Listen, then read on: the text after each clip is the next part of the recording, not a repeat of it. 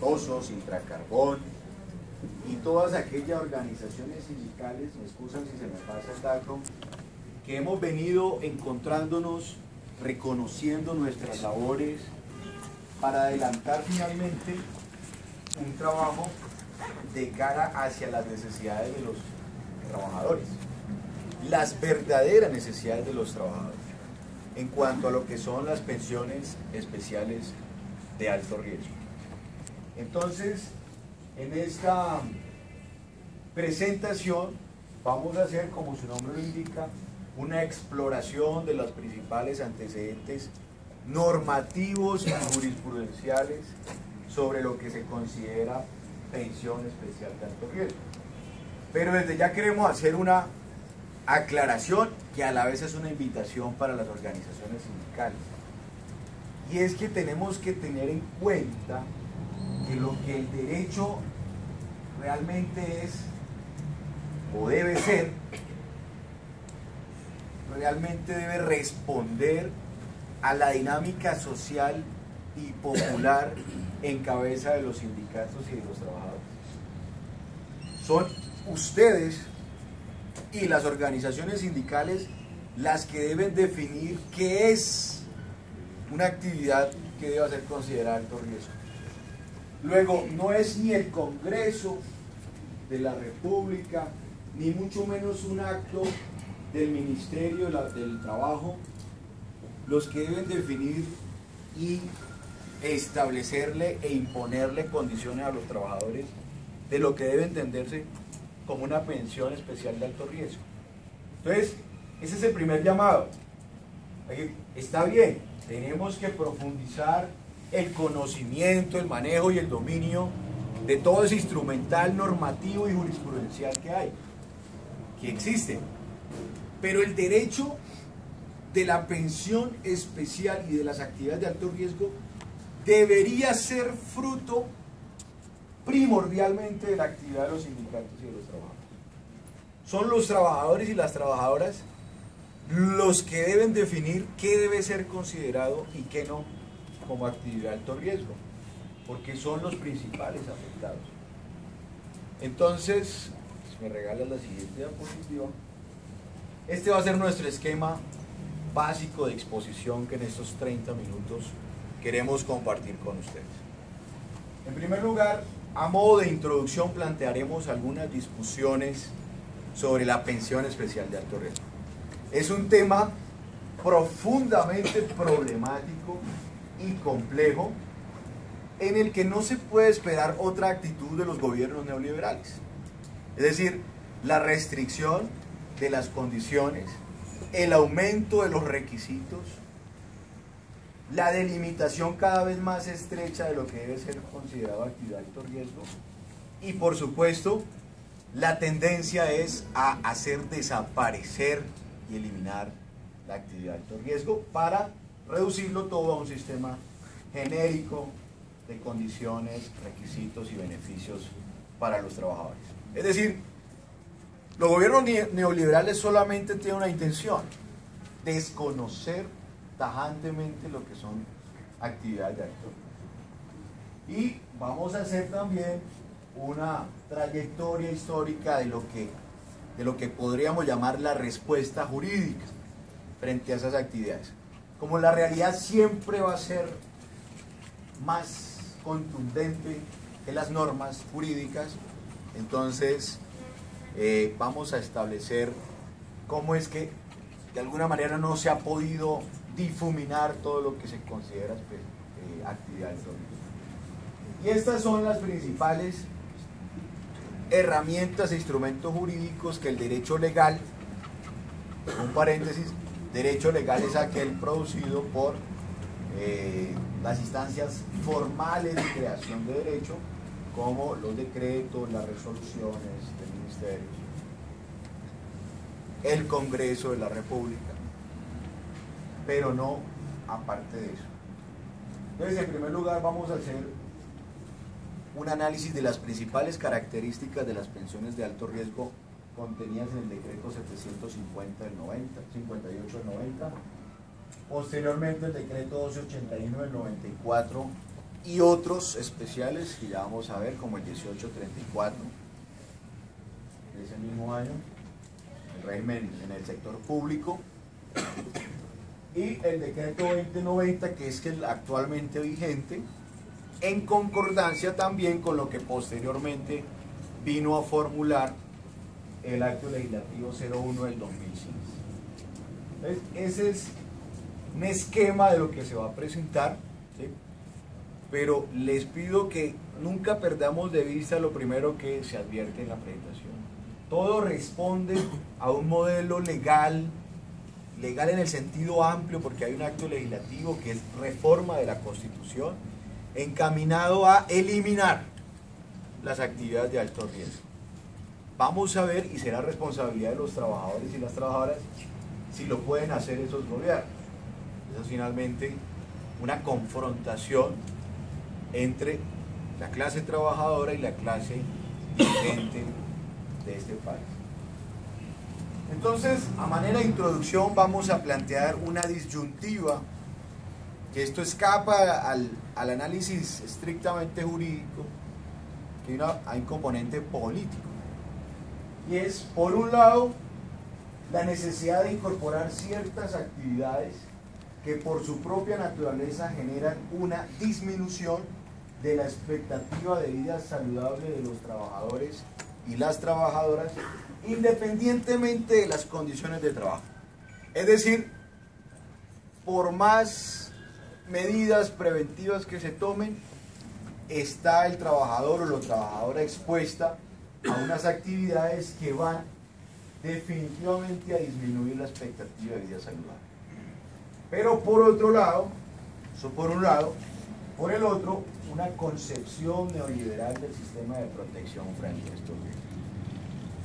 Ya señalábamos que vamos a entender que, por ejemplo, el papel del Estado, de las entidades estatales, cada vez tiende a disminuir menos, y la cobertura de lo que se considera actividad de alto riesgo también. Pasemos al siguiente entonces. En primer lugar está el decreto 758 de 1990.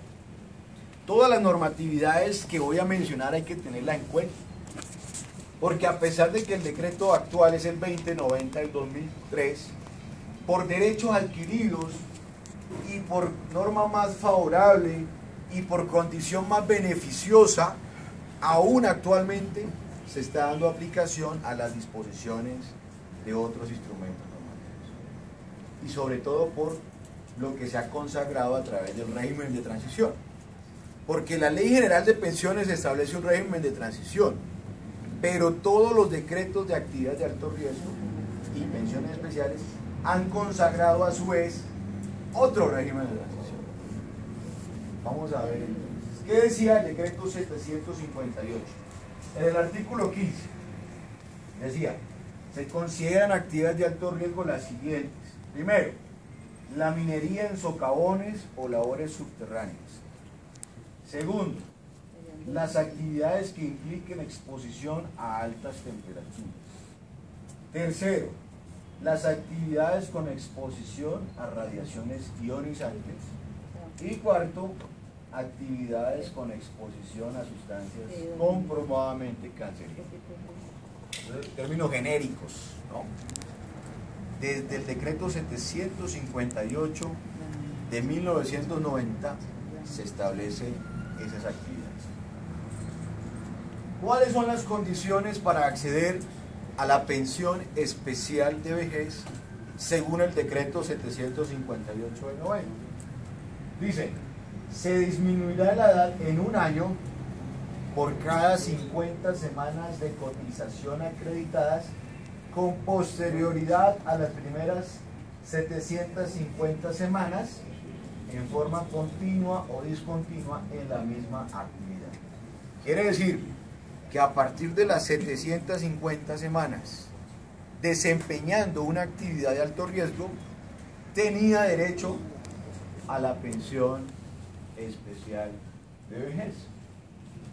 Y los 60 años para el caso de los hombres, o los 55 en el caso de las mujeres, empezaban a disminuir un año por cada paquetico de 50 semanas adicionales a esas de 350 semanas. Pero fíjense que en rigor técnico no establece un piso en cuanto a la edad, como si lo van a hacer posteriormente los otros decretos. No hay un límite mínimo. Usted puede pasar la barrera de los 50 años si tiene muchas semanas adicionales. Vamos a hacer un ejercicio práctico. Si yo tenía 1500 semanas con esta normatividad, y esta normatividad estuvo vigente hasta el 23 de junio del 94. Todo lo que se haya causado antes del 23 de junio del 94 tendría que regularse por este decreto 758 del 90. Si yo tenía 1500 semanas, quiere decir que tenía, en un caso concreto, ¿cuántas semanas adicionales? 750 semanas adicionales. Lo que me da derecho a 750 dividido 50, ¿cuánto es?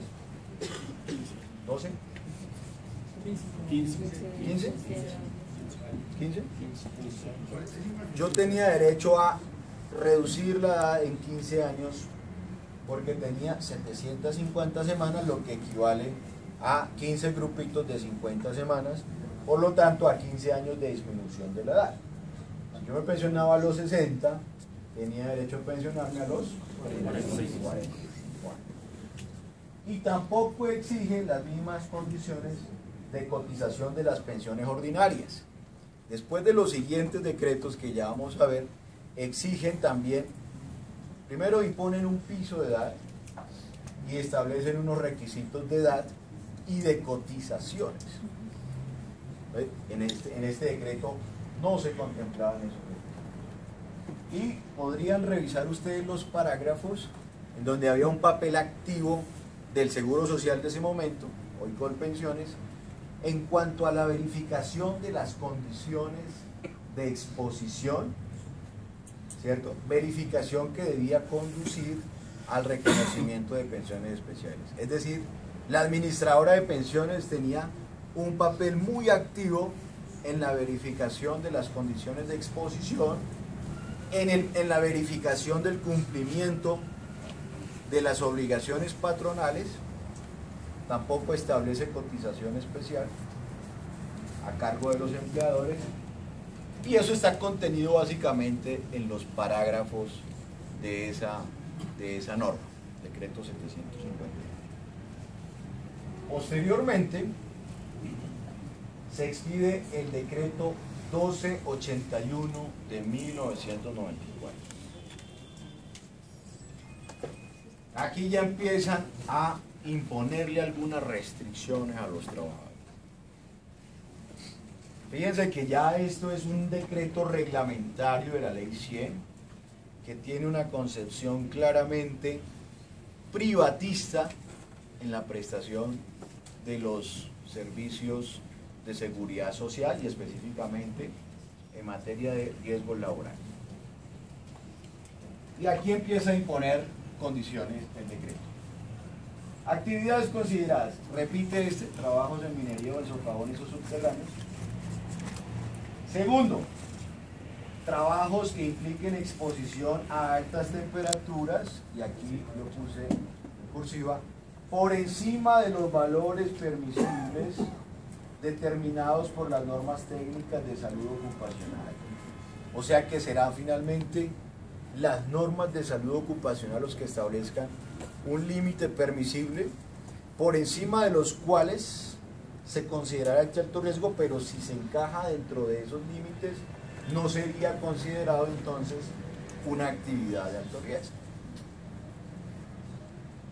Tercero, trabajo con exposición a radiaciones ionizantes. Y cuarto, trabajos con exposición a sustancias comprobadamente cancerígenas. Es que en términos generales mantiene el mismo catálogo de actividades que son consideradas alto riesgo, pero le imponen ya una restricción para el reconocimiento en el caso de las altas temperaturas.